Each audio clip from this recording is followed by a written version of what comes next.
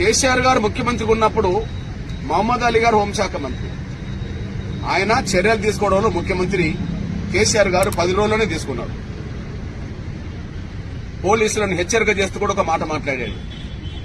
దళితులపై చేయి పడితే ఊరుకునేది లేదు. పోలీసుల తీరుపై సీఎం ఆగ్రహం. మరియమ్మ కుమారికి ఉద్యోగం, ఇల్లు, 15 లక్షల పరిహారం, 2 కుమార్తెలకు 10 లక్షల చొప్పున ఇస్తానన్నాడు. 10 రోజులు తిరగకముందే నియామక పత్రం, ఎక్స్గ్రేషియా అన్ని అందించాడు. 10 రోజులు తిరగకముందే సస్పెండ్ అయిపోయారు వాళ్ళు. కానీ రేవంత్ రెడ్డి గారు సర్కార్ ఇంతవరకు ఎస్ఐని సస్పెండ్ చేయలే. అసలు రేవంత్ రెడ్డి గారు ముఖ్యమంత్రిగా ఇంతవరకు స్పందించాలి. కనీసం కుటుంబాన్ని ఆదుకోవడానికి ఒక నిర్ణయం తీసుకోవాలా. అందువల్ల వెంటనే ఆయన మౌనం వీడాలి. అదే సమయంలో ఆ కుటుంబాన్ని ఆదుకోవడానికి ₹1 కోటి ఎక్స్గ్రేస్ ఇవ్వాలి. 2021లోనే 35 లక్షలు ఎక్స్గ్రేస్ ముఖ్యమంత్రి ఇచ్చాడు. ఎస్సీ ఎస్టీ చట్ట పరిధిలో వచ్చే